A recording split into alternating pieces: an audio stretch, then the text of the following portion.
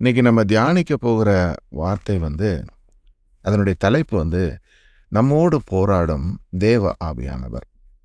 நம்முடைய தேவன் சர்வ வல்லமை பொருந்தினவர், சர்வத்தையும் உண்டாக்கினவர். அவர் ஆராய்ந்து முடியாதவராக அவருடைய சிங்காசனத்திலே வீற்றிருக்கிறார். இப்படியே பரலோகத்திலே வீற்றிருக்கிற நம் தேவன் நம்மோடு போராடுகிறார் என்று வேத வார்த்தையில அந்த வார்த்தை வருகிறது. God is striving with mankind. Striving என்கிற வார்த்தை போராட்டத்தை குறிக்கிறது. அப்போ நமக்கு பூமியில நிறைய போராட்டங்கள் இருக்கு.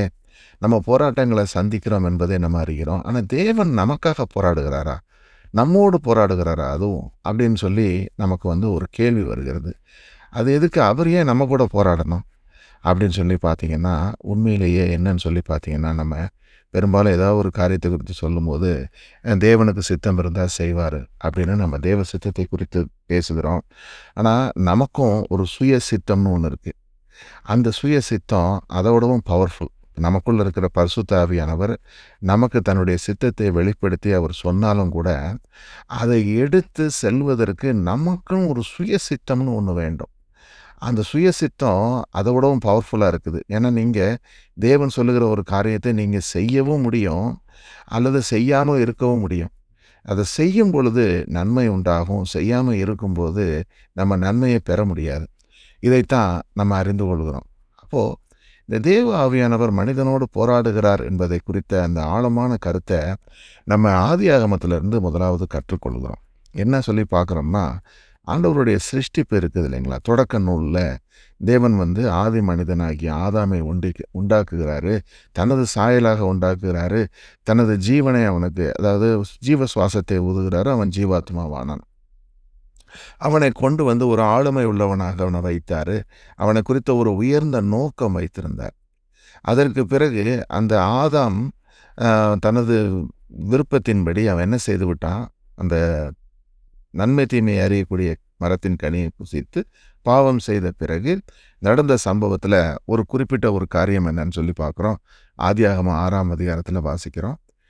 மனுஷகுமாரத்திகளை அதிக சௌந்தரியம் உள்ளவர்கள் என்று கண்டு தேவகுமாரர் என்ன செய்கிறாங்க, அவங்களுக்குள்ளே தங்களுக்கு பெண்களை தெரிந்து கொண்டார்கள். அப்பொழுது கர்த்தர் சொல்றாரு, என் ஆவி என்றென்றைக்கும் மனுஷனோட போராடுவதில்லை, அவன் மாம்சம்தானே, அவன் இருக்க போகிற நாட்கள் 120 வருஷம்.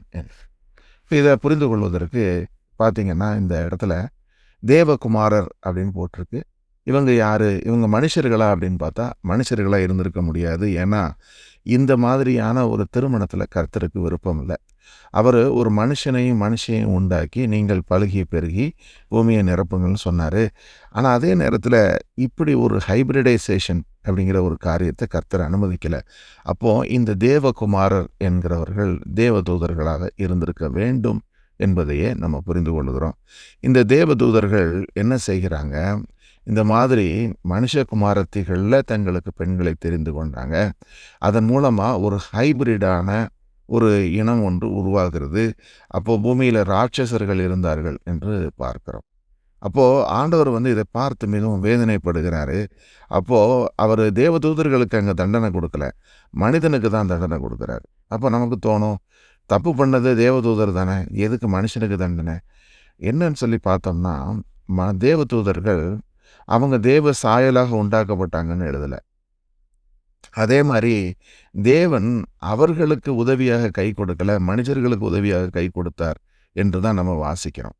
அப்படியானா தேவ சாயலில் உண்டாக்கப்பட்ட நமக்கு தேவன் அளித்திருக்கிற ஒரு விசேஷித்த நன்மை என்ன, அவரது ஆவியை நமக்கு அளித்திருக்கிறார்.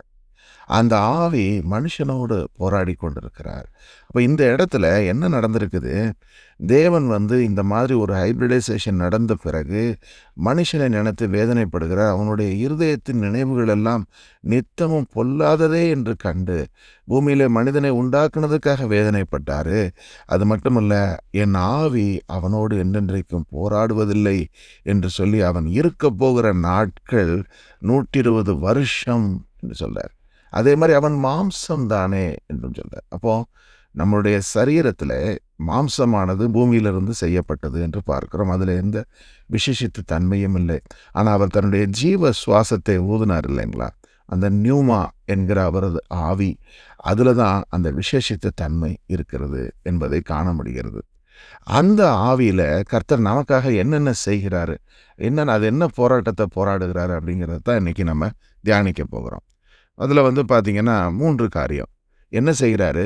யார் தேவனை விசுவசிக்கிறானோ அவளோடு கூட தேவன் இருக்கிறார். ஸோ முதலாவது நம்மோடு இருப்பவர். 2வது நம்மை வழி நடத்துகிறவர். நித்தமும் நமக்கு நடக்க வேண்டிய பாதையை அவர் காண்பித்து கொடுத்து அதிலே நடத்தி செல்லுகிறவர். 3வது நமக்கு அறிவை உணர்த்துகிறவர். தேவன் நமக்கு ஒவ்வொரு காரியத்தையும் குறித்து கற்றுக் கொடுக்கிறவர் என்பதை நம்ம வேதத்தின் மூலம் அறிய முடிகிறது. அதுக்கு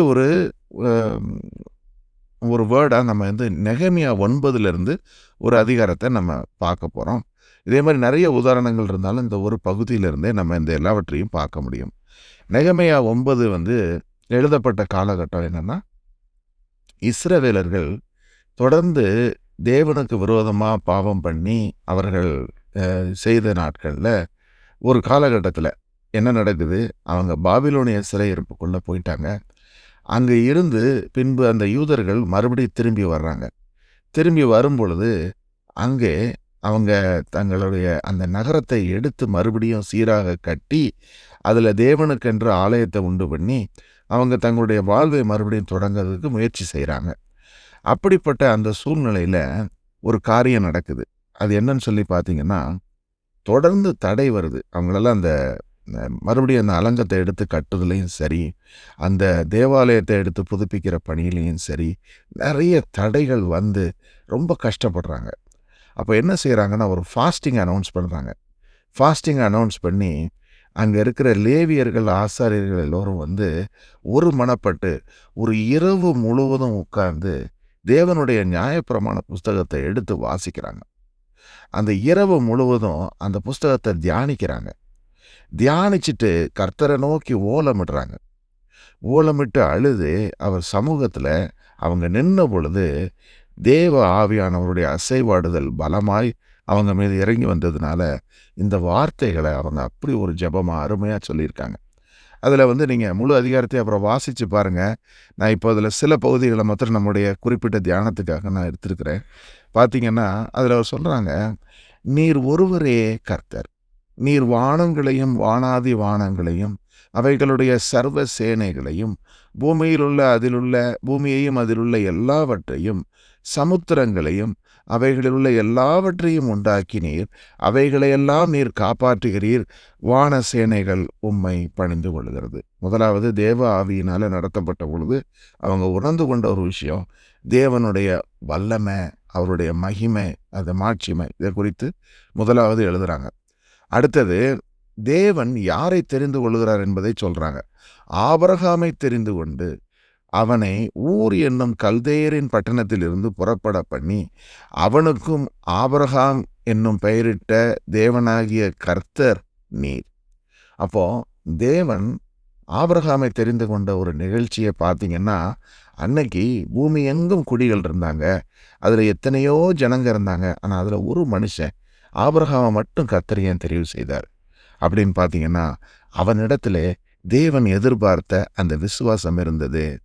அதைத்தான் கர்த்தர் பார்த்தார், அவனை நீதிமானாக கண்டார். அப்போ எல்லோரும் கர்த்தரை தேடவில்லை, அந்த ஒரு மனிதனுக்குள்ளே கர்த்தருக்கு கீழ்ப்படுகிற ஒரு இருதயம் இருந்ததை கர்த்தர் பார்த்தாரு. அதனால் அவனை தெரிந்து கொண்டார். அதை சொல்கிறாங்க. ஸோ அப்போ விசுவாசத்தினால தான் இன்றைக்கி நம்ம கர்த்தருக்கு பிரியமாகிறோம் என்பதை ஆவியானவர் சொல்கிறார். அப்போ நீங்களும் நானும் இதுக்கு முன்பு எவ்வளவோ பாரம்பரியமான ஒரு நம்பிக்கையில் நடந்து கொண்டிருந்தப்பெல்லாம் ஆவியானவர் நம்ம இடத்துல கிட்டி சேரவும் இல்லை, நம்ம நெருங்கவும் இல்லை, நம்மை பாவத்தை குறித்து உணர்த்தி கொண்டிருந்தார். ஆனால் எப்போ நமக்குள்ளே அவர் வர்றாரு அப்படின்னு சொல்லி பார்த்தீங்கன்னா, எப்போ நம்ம மனம் திரும்பி விசுவாசித்து அவரிடத்துல கிட்டி சேர்ந்தோமோ அப்போ நம்ம மறுஜென்மம் முழுக்கினாலே இப்போ ஆவியானவர் நமக்குள்ளே இருந்து வாசமாக இருக்கிறாரு என்று பார்க்கிறோம். சரி, அதுக்கு பிறகு ஆவியானவர் செய்யக்கூடிய காரியங்கள் பாருங்கள். தெரிந்து கொண்டாரு ஆபிரகாமுடைய சந்ததிக்கு அவர் செய்த அந்த ஈவை பற்றி போட்டிருக்கு. அவன் இருதயத்தை உமக்கு முன்பாக உண்மையுள்ளதாக கண்டு கானானியர், ஏத்தியர், எமோரியர், பெரிசியர், எபூசியர், கிர்காசியருடைய தேசத்தை அவன் சந்ததிக்கு கொடுக்கும்படி அவனோடு உடன்படிக்கை பண்ணி உம்முடைய வார்த்தைகளை நிறைவேற்றினீர், நீர் நீதியுள்ளவர். ஸோ பல வருட கால சரித்திரத்தை ஒரே வார்த்தையில் முடிச்சிட்டாங்க. ஆபிரகாம் அவனுக்கு ஒரு வாக்குத்தத்தம் பண்ணார். அது என்ன சொன்னாருன்னா, இந்த இந்த ஜனங்க இருக்காங்க பாருங்க, இந்த ஏத்தியர், எமோரியர், கிறிசி இவங்களுடைய இந்த தேசத்தை நான் உனக்கு தருவேன், உன் சந்ததிக்கு தருவேன் என்று வாக்குத்தத்தம் பண்ணி கொடுத்தார். அப்போ என்ன, தேவன் பிரியமாய் அவர் தன்னோடு சேர்த்து கொள்ளக்கூடிய அவருடைய அந்த பிள்ளைகள், அவர்களுக்கு அவர் தரக்கூடிய அந்த வாக்கு தத்தம், அவர் கொடுக்கக்கூடிய ஒரு சுதந்திரம், இது எல்லாமே கர்த்தரால் வரும் ஈவு. இவைகள் எல்லாவற்றையும் ஆவியானவர் செய்து முடிக்கிறார். இதில் விசேஷித்த தன்மை என்னன்னா, ஆபிரகாம் என்கிற ஒரு மனிதனுடைய விசுவாசத்திற்கு அவர் அளித்த இந்த பெரிய நன்மை, இதை வந்து சேர்வதற்கு எத்தனையோ தலைமுறைகள் செல்ல வேண்டியதாக இருந்தது.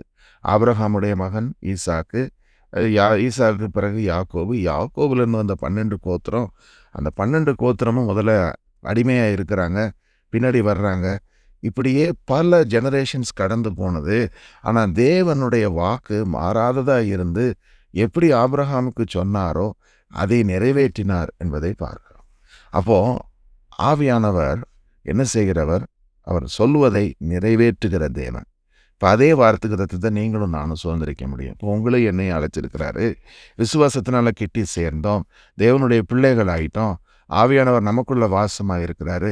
இப்போது அவர் நம்மை வழி நடத்துகிற தேவன் நமக்கு கொடுத்திருக்கிற வாக்கு தத்துவத்தை நிச்சயமாக நிறைவேற்றுவார் என்பதை நம்ம பார்க்கிறோம். இப்போ ஆண்டவராகிய இயேசு கிறிஸ்துவின் மூலமாக நித்திய ஜீவன வாக்குத்தத்தம் பண்ணியிருக்கிறாரு. அதே மாதிரி இந்த ஜென்மத்தில் நமக்கு வரக்கூடிய சந்ததிகள், நம்முடைய சம்பத்துகள், அவங்களும் அந்த நன்மையை சுதந்திரித்து கொள்ளுவாங்க என்பது தேவனுடைய வாக்குதான் இருக்குது என்பதை பார்க்கிறோம். சரி, அடுத்தது என்ன? 19ஆம் வசனம். நீர் உம்முடைய மிகுந்த மன உருக்கத்தின்படியே அவர்களை வனாந்திரத்திலே கைவிடவில்லை. அவர்கள் வழி நடத்த பகலில் மேக ஸ்தம்பமும் அவர்களுக்கு வெளிச்சத்தையும் அவர்கள் நடக்க வேண்டிய வழியையும் காட்ட இரவிலே அக்னி ஸ்தம்பமும் அவர்களை விட்டு விலகவில்லை. கவனிங்க. அப்போ அடுத்தது என்ன? தேவனுடைய வழி நடத்துதல். தான் தெரிந்து கொண்ட பிள்ளைகளை ஓகே நம்ம செலக்ட் பண்ணிட்டோம், இனி அவன் வேலையை அவன் பார்க்கட்டும்னு விடுறதில்ல, கூடவே இருந்து அவர்கள் செல்லுகிற பாதையில் எல்லாம் வழி நடத்துகிற தேவன் நம் தேவன். இப்போ எப்படி ஆபிரகாமின் சந்ததியை அவர் வனாந்தரத்தில் பகலில் அவர் ஒரு மேகஸ்தம்பமாக, இரவில் ஒரு அக்னி ஸ்தம்பமாக இருந்து கூடவே இருந்து நடத்தினாரோ, அதே மாதிரி இன்னைக்கு உங்களையும் என்னையும் நம்ம எங்கே இருந்தாலும் சரி, நம்ம என்ன வேலையில் இருந்தாலும் சரி, நம்ம இருக்கிற நிலையிலேயே நம்மோடு கூட இருந்து நம்மை நடத்துகிற தேவன் நம் தேவன். அப்படியானா நம்ம எல்லா நேரத்துலையும் தேவ சமூகத்தை உணர முடிவதில்லையே. ஏன் நான் எப்போதும் சில சமயங்களில் வேலையில் கஷ்டப்படுறேன், அப்படி இல்லது ஏதாவது ஒரு துன்பம் வந்துடுதே அப்படின்னு நினைத்தா, அந்த நேரத்தில் எல்லாம் நம்ம ஜெபம் பண்ணும் பொழுது அவருடைய பிரசன்னத்தை நிச்சயமாகவே உணர்ந்து கொள்வோம். அப்போது நம்ம இன்னைக்கு ஆவியானவர் நம்ம கூட இருந்து வழி நடத்துவதை நம்முடைய விசுவாச கண்களால் கண்டிப்பாக காண முடியும். அந்த கண்கள் திறந்திருக்கணும்னா நம்ம ஜெபமும் வேத வாசிப்பும் தொடர்ந்து இருந்தால் நம்மளால் அதை காண முடியும். ஸ்மித் விகில்ஸ்வர்த் என்கிற அந்த தேவ மனுஷர் அவர் மரித்தோரை எழுப்புகிற பெரிய அற்புதங்களை செய்தவர். அவரது குறிப்பில் எழுதுகிறாரு. அவர் பார்த்தீங்கன்னா பைபிளை மாத்திரம் எப்போதும் வாசித்து கொண்டிருப்பார். அவர் எந்த புஸ்தகத்தையும் அவர் வாசிக்கலை. அவர் பார்த்தீங்கன்னா எவ்ரி ஒரு குறிப்பிட்ட ஒரு ஷார்ட் இன்டர்வலில் பைபிளை எடுத்து வாசித்து கொண்டே இருப்பாராம். ஸோ அவர் தேவனால் மிகுந்த வல்லமையாக பயன்படுத்தப்பட்ட தேவ மனிதர். அவருடைய தொடக்கம் ரொம்ப சாதாரண. அவர் ஒரு பிளம்பர் இல்லைங்களா, இந்த வாட்டர் பைப் ஒர்க்கெலாம் பண்ணுவாங்க இல்லையா, அது மாதிரி ஒரு பிளம்பிங் ஒர்க் பண்ணுறவர். அப்படி இருந்த அவரை தேவன் அவ்வளவு பெரிய ஸ்தானத்துக்கு உயர்த்தினார். அந்த மாதிரி நம்ம விசுவாசத்தினாலே பெரிய காரியங்களை செய்த அநேக உதாரணங்களை நம்ம காண முடிகிறது. சரி, அடுத்தது 20ஆம் வசனம். அவர்களுக்கு அறிவை உணர்த்த உம்முடைய நல் ஆவியை கட்டளையிட்டீர். அவர்கள் வாய்க்கு உம்முடைய மன்னாவை அருளி அவர்கள் தாகத்துக்கு தண்ணீரை கொடுத்தீர். அப்போ தேவன் என்ன செய்கிறாரு? தனது பரிசுத்த ஆவியானவரை கட்டளையிடுறாரு. பரிசுத்த ஆவியானவர் என்ன செய்கிறாரு? நமக்குள்ளே நித்தமும் வாசமாய் இருக்கிறாரு. அவர் நமக்கு அறிவை உணர்த்துகிற தேவன். அப்போது இந்த அறிவை உணர்த்துதல் என்பது இன்னும் முக்கியமான ஒன்று. என்னன்னு கேளுங்க. இப்போ நான் ரட்சிக்கப்பட்டு ஒரு முறை ஆவியில் நிரம்பி ஓகே நான் தான் ரட்சிக்கப்பட்டுட்டேன், ஞானஸ்தானம் வாங்கிட்டேன், எல்லாம் முடிஞ்சிச்சுன்னு சொல்லிட்டு நான் பாட்டுக்கு கர்த்தர் உணர்த்தக்கூடிய அறிவை உணராமல் இருந்தேன்னு வைங்களேன், மறுபடியும் நான் என்ன ஆகிவிடுவேன், என் ஜனங்கள் அறிவில்லாமையால் சங்காரமாகிறார்கள் என்கிற வார்த்தைக்கு இலக்காகி விடுவேன். காரணம் என்ன? கர்த்தர் நம்ம அறிந்து கொள்ள வேண்டும் என்று விரும்புகிறார். இப்போ செக்யுலர் லைஃப்பை எடுத்துக்கொள்ளுங்க. நம்ம தினமும் ஒன்றை கற்றுக்கொள்கிறோமா இல்லையா? உலக நடப்புகள்லேருந்து கற்றுக்கொள்கிறோம். நம்முடைய வேலையில் அநேக புதிய தொழில்நுட்பங்களை கற்றுக்கொள்கிறோம். இப்படியே கற்றுக்கொள்கிறது நின்று போயிருச்சுன்னா நம்மளுடைய ஸ்டாக்னண்ட்டாக நம்ம ஆகிடுவோம் இல்லைங்களா? நிறைய விஷயங்கள் வல்னரபிள் ஆகிடுறோம். கண்டினியூவஸ் அப்கிரேட் நமக்கு தேவைப்படுது. அதே மாதிரி வேதத்திலிருந்து நாள்தோறும் நம்ம எடுத்து கற்றுக்கொள்வதில் நம்ம ஸ்டாக்னண்ட்டாக இருக்கக்கூடாது. அப்படி இருந்துட்டோம்னா என்ன ஆயிடுவோம், சத்துருவுக்கு அது ரொம்ப ஒரு பெரிய ஒரு வாய்ப்பாக போய்விடும். ஏன்னா அவன் என்ன விரும்புகிறான், நமக்கு வேதத்தை அறியாமலும் இருக்கும்போது அவனுக்கு அது அதனால் என்ன செய்கிறாரு, நமக்கு அறிவை உணர்த்துகிற தேவன் அதை செய்கிறாரு. அது மட்டுமல்ல, நமக்கு ப்ராவிடன்ஸ், நமக்கு தேவையான உணவு தண்ணீரை தருகிற தேவன் அவர். அப்புறம் போட்டிருக்கு, இப்படி 40 வருஷமாய் வனாந்திரத்தில் அவர்களுக்கு ஒன்றும் குறைவுபடாதபடிக்கு அவர்களை பராமரித்து வந்தீர். அவர்கள் வஸ்திரம் பழமையாகவும் இல்லை, அவர்கள் கால்கள் வீங்கவும் இல்லை. அடுத்தது ஏசாயா 63:9 சொல்லுது, அவர்களுடைய எல்லா நெருக்கத்திலும் அவர் நெருக்கப்பட்டார், அவருடைய சமூகத்தின் தூதனானவர் அவர்களை ரட்சித்தார். அவர் தமது அன்பின் நிமித்தமும் தமது பரிதாபத்தின் நிமித்தமும் அவர்களை மீட்டு பூர்வ நாட்களிலெல்லாம் அவர்களை தூக்கி சுமந்து வந்தார். இதில் ஏசாயா 63 நீங்கள் பார்த்தீங்கன்னா, எத்தனையோ முறை ஜனங்க கர்த்தருக்கு விரோதமாக கலகம் பண்ணுறாங்க, கர்த்தருடைய வார்த்தைக்கு கீழ்ப்படிய மாட்டோம்னு சொல்லி ரெபலியன் பண்ணுறாங்க. அப்போல்லாம் ஒரு சிறு தண்டனையை அவங்களுக்கு கொடுத்து அவங்கள மனம் திரும்ப பண்ணுறாரு. மனம் திரும்பி நல்லா ஃப்ளரிஷ் ஆகும்போது உடனே மறுபடியும் அவருடைய வார்த்தையை தூக்கி போட்டுட்டு அவர் கீழ்ப்படிய மாட்டோம்னு சொல்லுவாங்க. இப்படியே செய்து கொண்டிருக்கும் பொழுதெல்லாம் பார்த்தீங்கன்னா, எப்பெல்லாம் அவங்க நெருக்கப்பட்டாங்களோ அப்போ அவரும் நெருக்கப்பட்டார்னு போட்டு. அப்போது நம்மோடு இருக்கிற ஆவியானவர் நம்ம துக்கப்படும் பொழுது அவருக்கும் அது இதாகுது. அவரும் நெருக்கப்பட நம்ம நெருக்கத்துக்குள்ளே போகும்போது அவரையும் அது பாதிக்கிறதா இருக்குது. ஏன்னா உன்னை தொடுகிறவன் என் கண்ணின் மடியை தொடுகிறான் என்று அவருடைய வசனம் சொல்லுது.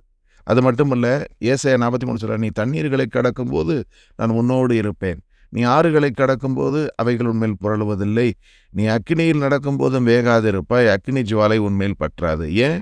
நான் உன்னோட கூட இருக்கிறேன். அப்போ நம்ம நடந்து போகிற பாதையில் நம்ம தனியாக இல்லை, டியர் பிரதர்ஸ் அண்ட் சிஸ்டர்ஸ், நம்ம கூட அவர் இருக்கிறாரு என்பதை இந்த வார்த்தை நமக்கு காணுது. அப்போ ஆவியானவர் நம்ம கூட இருந்து எவ்வளவு காரியங்களை செய்கிறார் பாருங்க. இது ஒரு பெரிய போராட்டம் என்பதை காண்கிறோம். ஏன்னா அவர் விருப்பத்துக்கே நம்ம எல்லாம் செய்து வந்தோம்னா அவருக்கு அது போராட்டம் இல்லை.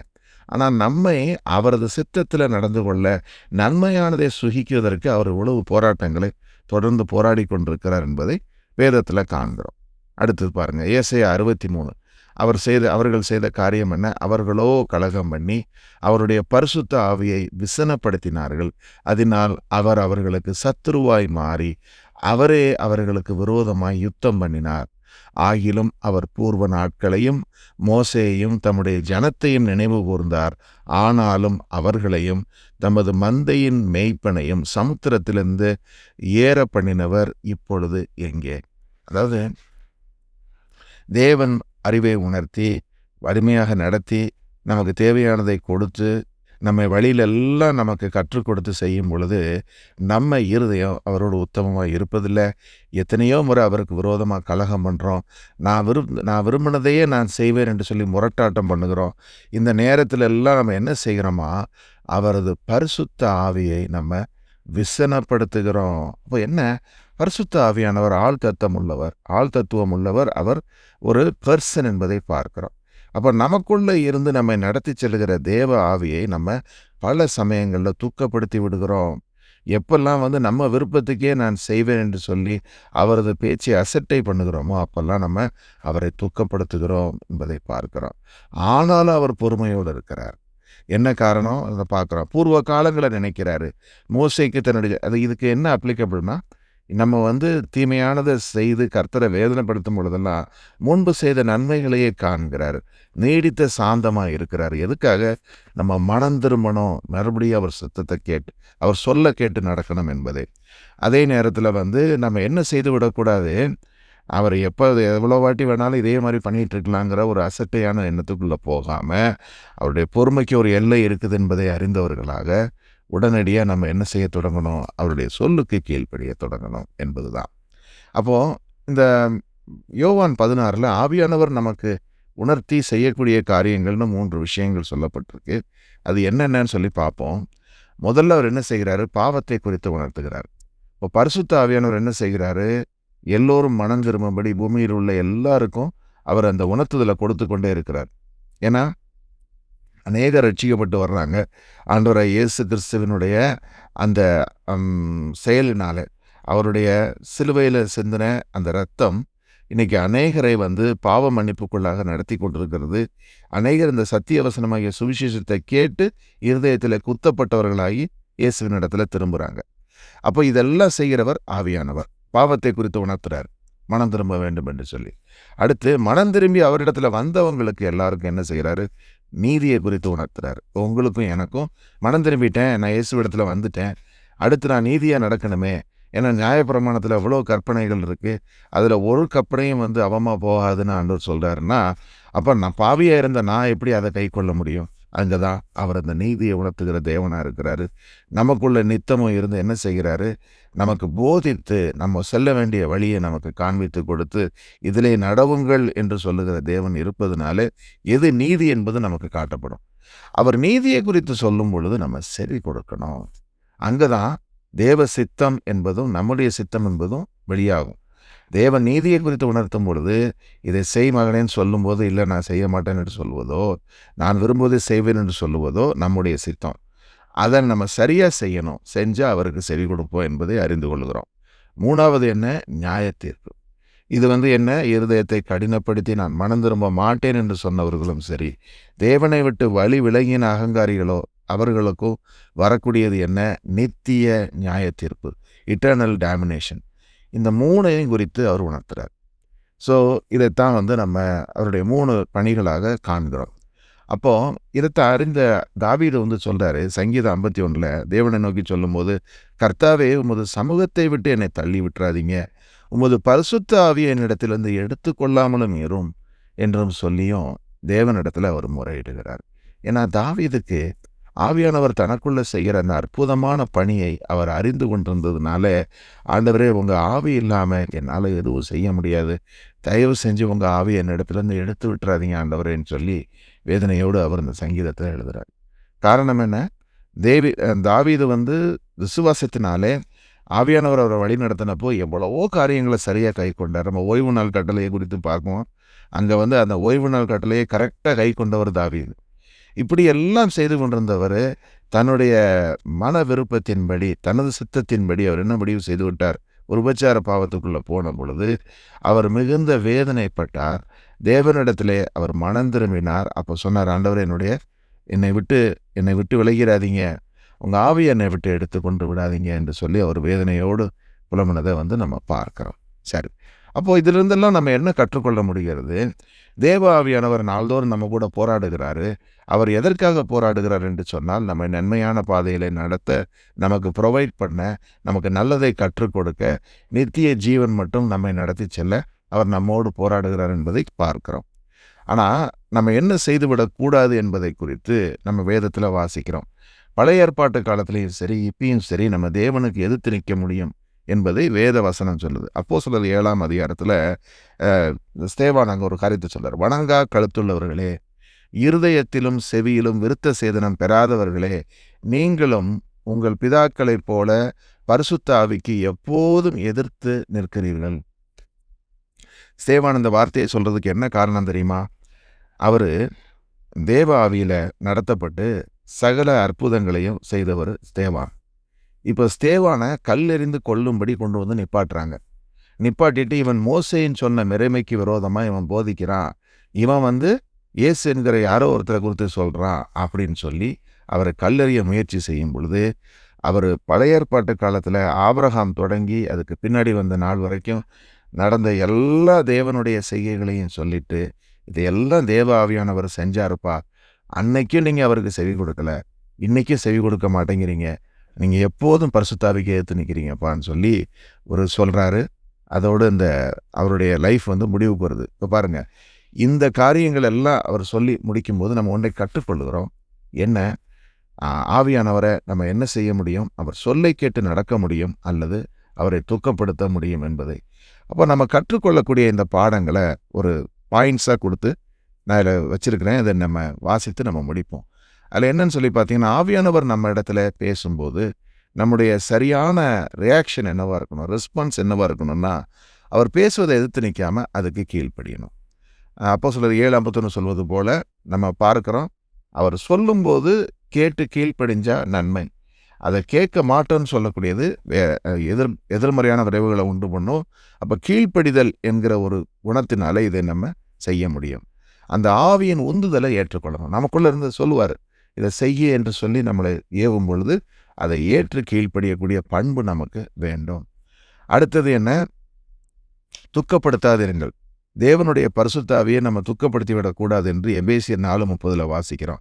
எப்பெல்லாம் துக்கப்படுறாரு? இந்த மாம்ச கிரியைகள் நம்ம இடத்துல செயல்படும் பொழுதெல்லாம், நமக்குள்ளே வரக்கூடிய பாவ செய்கைகள், பாவ இச்சைகள், இந்த இச்சையை குறித்து தியானித்தோம். இந்த இச்சையின்படி நம்ம வாழ முடிவு செய்கிற பொழுது அவர் துக்கப்படுறாரு. நம்ம கசப்புக்குள்ளே போகும்போது, கடும் கோபம் நம்மை மேற்கொள்ளுகிற பொழுது, அல்லது என்ன வாழ்க்கை அப்படின்னு சொல்லி நம்ம நொந்து கொள்ளுகிற ஒரு அவிசுவாசமான நிலைமையில் எல்லாம் நம்ம அவரை வருத்தப்படுத்த முடியும். அப்படி நம்ம வருத்தப்படுத்தக்கூடாது. ஆனால் மாறாக நம்ம அவரை துக்கப்படுத்த முடியும்னா அவர் என்ன செய்ய முடியும்? நம்மளால் சந்தோஷப்படுத்தவும் முடியும். எப்போல்லாம் சந்தோஷப்படுகிறாரு? நம்ம விசுவாசத்தினால அவரை சந்தோஷப்படுத்த முடியும். இதே வார்த்தை சொல்லுது, விசுவாசம் இல்லாமல் ஒருவனும் தேவனுக்கு பிரியமாக இருக்க முடியாது. அதை மாற்றி போட்டு பாருங்கள், விசுவாசத்தினால நம்ம அவருக்கு பிரியமாக இருக்கிறோம். அப்போ நம்ம விசுவாசத்தினால ஒவ்வொரு காரியங்களையும் செய்ய செய்ய தேவன் அதில் மிகவும் பிரியப்படுகிறாரு, சந்தோஷப்படுகிறார். அப்படி நம்ம செய்ய வேண்டும் என்று சொல்லி கற்றுக்கொள்கிறோம். அடுத்தது என்ன? ஆவியை அவித்து போட்டு விடக்கூடாது. இப்போ ஆவியானவர் என்ன செய்வார்? நமக்கு சொல்லும் பொழுது நம்ம கேட்டு கீழ்ப்படியும் போது அவர் தொடர்ந்து பேசிக்கொண்டே இருப்பார், அடுத்த விஷயத்தை சொல்லிக்கொண்டே வருவார். நம்ம அதை கேட்காம இக்னோர் பண்ணுறோம்னா என்ன ஆகி விடுகிறோம்? அந்த ஆவியை அவித்து போடுறது குவென்ச்சிங் த ஸ்பிரிட்.